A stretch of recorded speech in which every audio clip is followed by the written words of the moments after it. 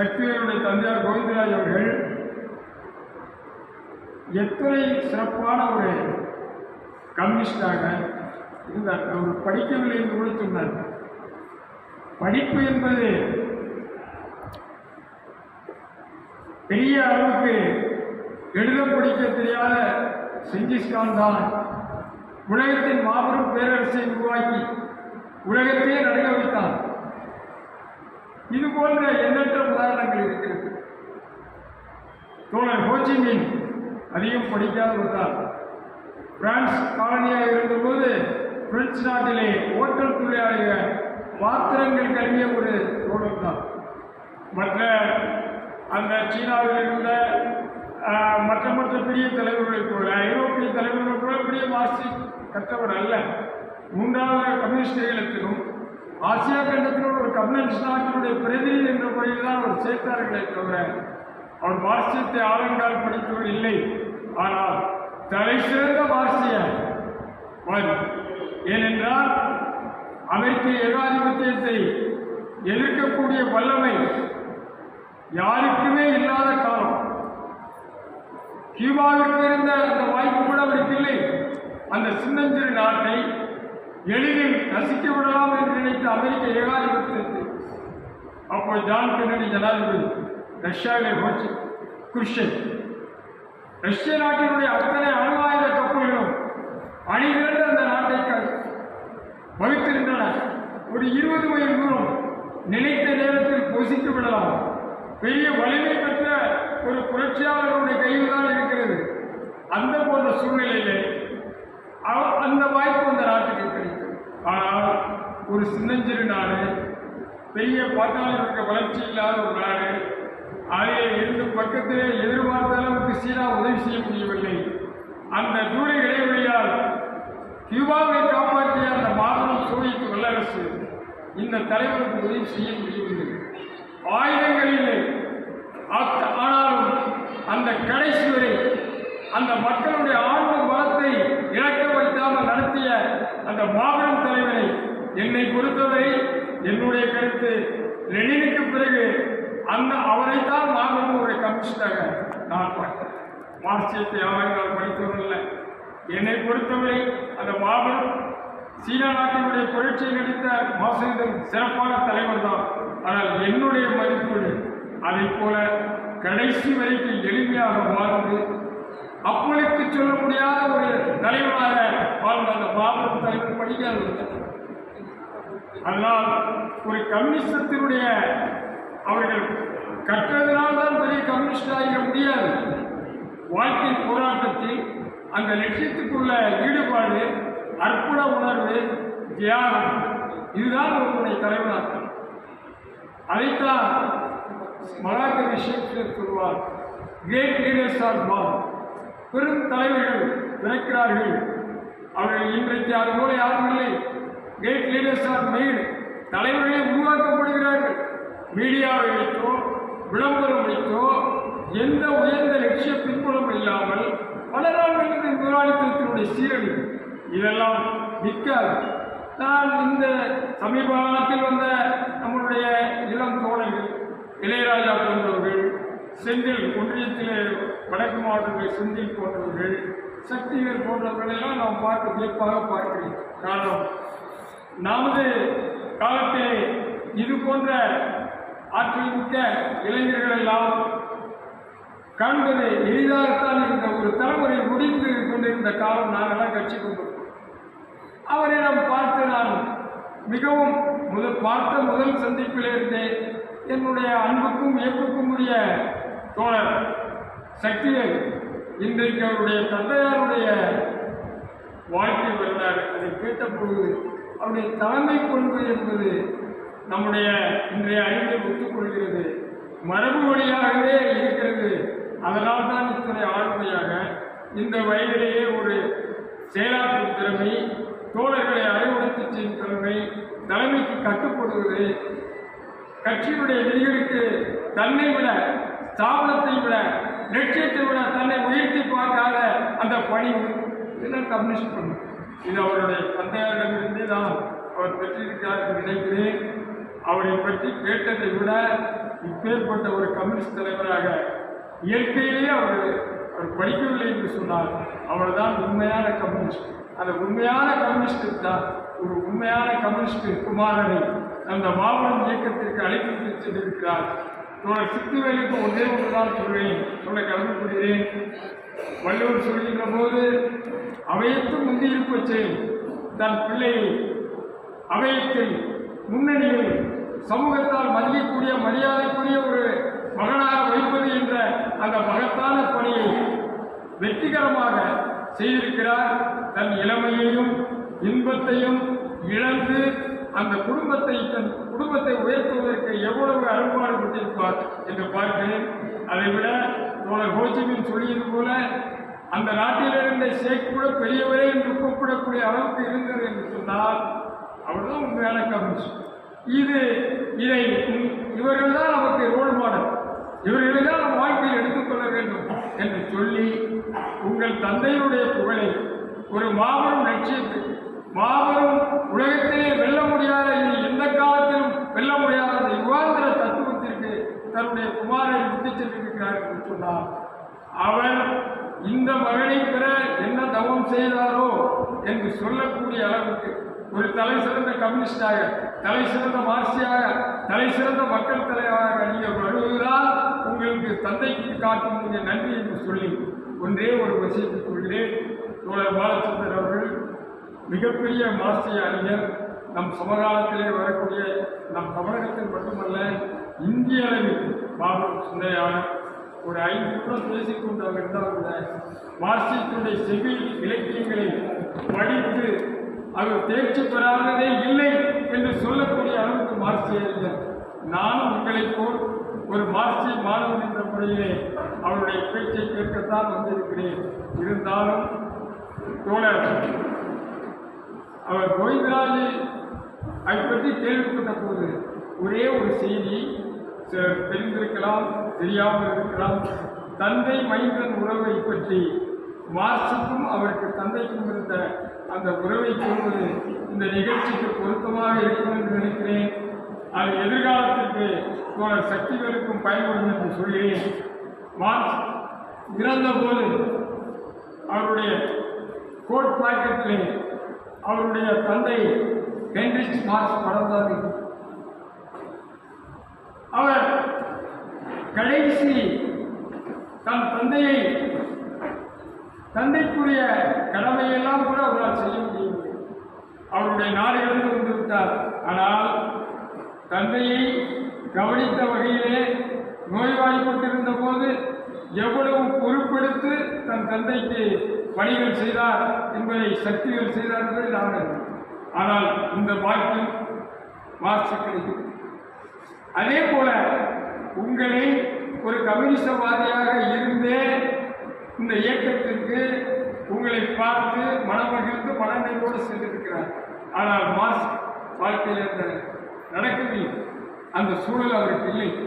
அவருடைய தாயார் உங்களுக்கே தெரியும், பிறப்பால் இருந்தார். அவர் தாயார் மிக மிக சராசரி மனிதர். அந்த மணி வயிற்றில்தான் இந்த மாபெரும் தீர்க்கதரிசி பிறந்திருக்கிறார். அவ்வளவு ஒரு சராசரி பெண்மணி. அவர் மூலதனத்தை பற்றி எழுதி கொண்டிருக்கின்ற போது அவர் சொன்னார், என்னமோ புஸ்தகம் எழுதினாரா உண்டாடி கொண்டே கவனிக்கிறது ஏதாவது குழப்பப்பாட்டு. அதான் அதை போல தந்தையார் அவரை புரிந்து கொள்ளவே இல்லை கடைசி வரை. நம்முடைய மரபிலே தாயைத்தான் நாம் தெய்வமாக நினைக்கிறோம். தாயன்களை பெறாதவன் அவன் மனிதனாகவே இருக்க முடியாது. மிருகமாக சமூகவாதிகளாக போகின்றவனெல்லாம் தாயன்களை பெறாது. ஆனால் தந்தைக்கு மிகப்பெரிய பங்கு உண்டு. ஆனால் அதை நமது மரபிலை சொல்வது தாய்க்கு தான் முடியாது. அதை ஒரே ஒரு காப்பியத்திலே தான் கம்பராமாயணத்திலே தந்தைக்கும் மகனுக்கான உறவை உயர்த்தி சொன்ன காப்பியம் உலகத்திலே இல்லை. தன்னுடைய அருமை மைந்தன் இப்படி ஆகிவிட்டதே, தன்னுடைய புகழை தம்முடைய அந்த மகத்தான சாம்ராஜ்யத்தை கட்டி காக்கக்கூடிய அந்த உத்தம புத்திரன் அந்த சன்மார்க்க சீலனை இழந்து விட்டோமே என்பதிலே அடுத்த கிழமை ஒழிந்தது.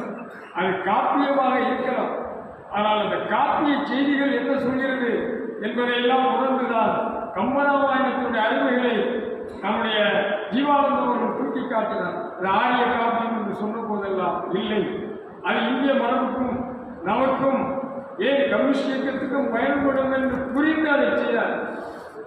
அதை போல அது போன்ற ஒரு வாய்ப்பு இல்லை.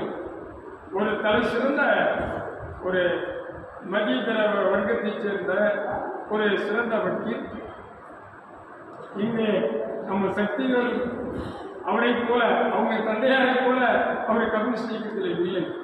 தலை சிறந்த ஒரு வக்கீல் அந்த பகுதியிலே இலவசமாக ஏழை எளியவர்களுக்கு வழக்கு நடத்தி கொடுப்பார்.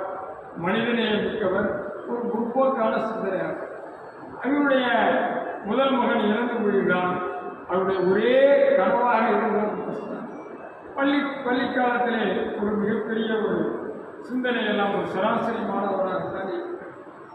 கல்லூரிக்கு வந்த பிறகு பல்கலைக்கழகங்களால் சேர்ந்த போது அவருடைய சிந்தனையையும் அவருடைய படிப்பு வளர்ச்சியை பார்த்து அதிசயித்து போகிறார். ஒரு கடிதம் எழுதுகிறார், நீ அதிகம் படித்து உன் உடல்நலத்தை கெடுத்துக் கொள்ளாதே, நீ ஒரே குழந்தை, உன்னை தான் நம்பியிருக்கிறேன் என்று வருத்தப்பட்டு சொல்லும். அதே போல பிறகு வாழ்க்கையில் நான் ஒரு வேலையை தேடிக்கொள், உனக்காகவே காத்திருக்கிறேன் என்ற அன்பு பெண்மணி ஜென்னியை காலத்தை கடந்து கொள். எவ்வளவோ அவருடைய மனதை மாற்றி உன்னிடமிருந்து பிரிக்க பார்க்கிறார்கள், எந்த விதத்திலும் பிரிக்க முடியாது என்று சொல்லி அந்த இரண்டு கோரிக்கை தான் ஒரு வேலையை தெரிவிக்கும். ஒரு ஜென்னியை காலத்தோடு மணந்து கொள் என்று சொன்னாரே தவிர அவருக்கு கடைசி வரைக்கு வருத்தம் இருக்கு. மார்க்ஸ் ஏன் பிறந்தார் என்ற நூலில் அந்த ஆசிரியர் கூறுகிறார், ஒருவேளை ஹென்ரிக் மார்க்ஸ் உயிரோடு இருந்திருந்தால் மார்க்ஸ் மேல மிக வருத்தப்பட்டிருப்பார் என்று சொல்கிறார். இவருடைய அறிவு ஆற்றல், இலக்கிய ஈடுபாடு, இதையெல்லாம் பார்த்து நீ இந்த ஜெர்மானிய குடியரசை பற்றி, அந்த கெய்சர் கவர்மெண்ட்டை பற்றி ஏதாவது ஒன்று ஒரு கட்டுரை இருக்கு, ஏதோ உனக்கு காவியத்தில் ஒரு நாடகத்தில் இருக்கு, அதை வைத்து உன்னை உயர் நிலையில் வைத்து நான் பார்க்கிறேன். அதே போல ஜென்னியும் அண்ணன் அந்த உள்துறை அமைச்சராக மிகப்பெரிய செல்வாக்கு பெற்றிருக்கிறார். மார்க்சினுடைய இந்த போக்கு இதையெல்லாம் பார்த்து அதிகம் வெறுக்கிறார்.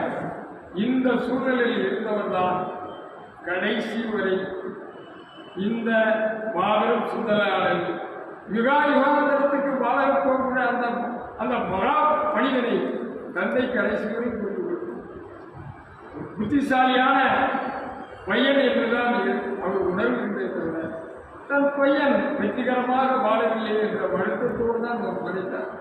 ஆனால் மார்க்ஸ் செய்ததைப் போல உலகத்தில் எவருமே ஒரு தந்தைக்கு செய்யும். உங்களுக்கு தெரியும், அவருடைய இயற்பெயர், தந்தையின் இயற்பெயர் Heinrich Marx. Karl Marx Karl தான் உங்களுக்கு மார்க்ஸுடைய தந்தைக்கு நம்ம பாஸ்போர்ட் போயில ராமச்சந்திரன் கணபதினு தந்தை பேரை சேர்க்கிறது மாதிரி அப்படி வந்ததுதான். எனவே இந்த மாபெரும் தத்துவத்தை மாநிலத்துக்கு அளித்த கார்ல் என்ற அந்த மேதையின் பெயரால் இல்லை, தந்தையின் பெயரால் இல்லை. அந்த உழைப்பை, அந்த மேதாவிலாசத்தை, இந்த உலகம் உள்ள யுகாந்திரத்துக்கு வாழப்போகக்கூடிய அந்த தத்துவத்தை தன் தந்தைக்கு தான் கொடுத்தார். இதை விட ஒரு தந்தை என்றவர் அதை பார்க்க முடியும். இது மார்க்ஸ் வாழ்க்கையில் நடந்த சோகம். அதை போல அல்ல, அது போல இல்லாமல் மார்க்சுக்கும் மார்க்ஸ் தந்தைக்கும் இருந்த அந்த கிடைக்க முடியாத அந்த உறவை தோழர் சக்திவேலும் அவர் தந்தையிடம் பெற்றிருக்கிறார் என்ற முறையில் அவர் கம்யூனிஸ்ட் இயக்கத்தில் இருப்பவர்களை கொடுத்து வைத்தவர் என்று மட்டும் சொல்லி ஒரே ஒரு செய்தியை சொல்லி நான் நிறைவு செய்தேன். ஒரே ஒரு சொல்லி, மார்க்சியத்தினுடைய பலம் அது நேற்று, கடந்த காலம், நிகழ்காலம், எதிர்காலம் என்றுதான் அது கொடுத்திருக்கிறது. அது மிகப்பெரிய வெகு நேரம் எடுத்துக் கொண்டிருப்பதால் இரண்டே என்று சமகாலத்திலே அவர்கள் பொருத்தப்பாடு, எதிர்காலத்திலே அவர் பொருத்தப்பாடு என்பதை பற்றி ஏராளமான விவரத்தை சொல்வார். எனக்கு தெரிந்த மார்க்சியத்தினுடைய மூல பலம், அதனுடைய ஆற்றல் இயங்கியல் தான். அது பிரபஞ்சத்தின் இயற்கையிலும் இயற்கையின் இயற்கையிலும் வலுவாக காலொன்றி நிற்கிறது. இந்த புவிக்கோள் இருக்கவரையும் மார்க்சியத்தின் முன்னாடி எத்தனை தத்துவம் இருந்தாலும் தோற்று மண்டியும் அது காலம் ஆகலாம். இன்றைக்கு கூட உலக முதலாளித்துவம் இந்த குளோபலைசேஷன், பிரைவேட்டைசேஷன், தனியார் மயமாக்கல், இந்த உலக சந்தையெல்லாம் சொல்லி ஏதோ தன் முதலாளித்துவத்தினுடைய ஆயுளை தள்ளிக்கொண்டு போகிறது. மார்க்ஸ் குறிப்பிட்டது போல அதனுடைய வளர்ச்சி முடிந்து ஒரு 90 வயது 95 வயது முதியவனிடம் அவனுடைய ஒவ்வொரு முக்கியமான அங்கங்களும் செயலிழந்து வந்த வடிவதைப் போல அந்த நிலையிலே இருக்கிறது என்பதை மார்க்சியம் அறிந்து புரிந்து கொள்வார்கள். எனவே மார்க்சியம் இன்றைக்கும் பொருந்தும், எதிர்காலத்தையும் வாழ வைக்கும். அது ஒருவேளை எல்லாமே கம்யூனிஸ்ட் இயக்கத்தினாலேயே அதன் பேரால் இந்த உலக புரட்சி வரும் என்று தேவையில்லை. ஆனால் முதலாளித்துவ சித்தாந்தம் எப்படி உலகளாக நிலவுவதை முடியாட்சி முறை வீழ்த்தியது போல மார்க்சினுடைய சோசியலிசம் ஒட்டுமொத்த முதலாளித்துவ உலகத்தை வீழ்த்தி தன்னை நிலைநிறுத்திக் கொள்ளும். இதுதான் அது எதிர்காலத்துக்கு பொருந்தும் என்று சொல்லி ஒரே ஒரு விஷயத்தை சொல்கிறேன். எங்கெல்ஸினுடைய இயற்கைகளை இளமை காலத்தில் ஏற்படுத்தியிருக்கிறேன். அதிலே ஒரு வளர்ந்த சூழ்நிலையை மீள் வாசிப்பில் படிக்கின்ற போது ஒரே ஒரு செய்தியை சொல்லியிருக்கிறார். ஒருவேளை நாம் வாழும் இந்த புவிக்கோள் ஒரு உட்பாதத்தாலோ ஒரு போராலோ அழிந்து எந்த ஜீவராசிகளும் இல்லாமல் கூட போகிறது. ஆனாலும் இன்னொரு கோளிலே உயிர்கள் பரிணாம வளர்ச்சி பெற்று வருகின்ற போது இந்த இயற்கையின் இயங்கியல் வாழும். வேண்டுமானால் அப்போது வாழ்கின்ற மனிதன் அதற்கு வேறு பெயர் சொல்லலாமே தவிர மார்க்சியம் என்பது யுகாந்திர தத்துவம், அதை வெல்ல ஒரு மாற்று இல்லை என்பதை குறிப்பிட்டு உரை நெறி செய்ய நன்றி.